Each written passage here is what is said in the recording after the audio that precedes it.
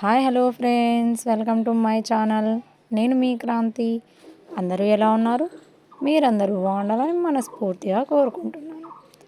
ఈరోజు మన రెసిపీ, ఎవరైనా మన ఇంటికి వచ్చినప్పుడు ఇంట్లో ఏమీ లేకపోతే చిటికెలో తయారు చేసుకునే అటుకుల మిక్చర్.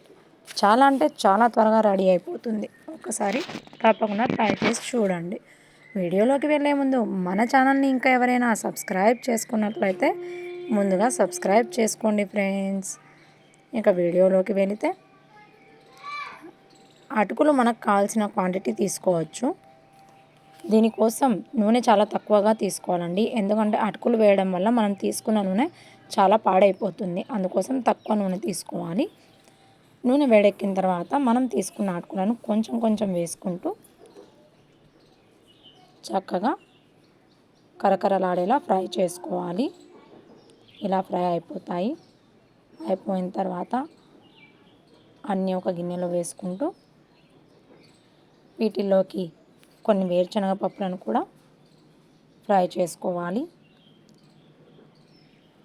అలాగే పుట్నాల పప్పులని కూడా వేయించుకోవాల్సి ఉంటుంది. వీటిని కూడా మాడిపోయేంత కాకుండా దూరగా వేయించుకోవాలి ఫ్రెండ్స్. కొంచెం నల్లగా అయిపోయినా టేస్ట్ మొత్తం ఖరాబ్ అయిపోతుంది.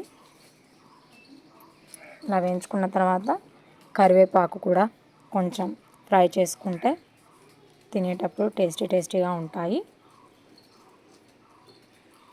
అన్నీ ఇలా ఒక గిన్నెలో తీసుకుని వీటిలో ఇప్పుడు ఉప్పు, తగినంత ఉప్పే వేసుకోవాలి.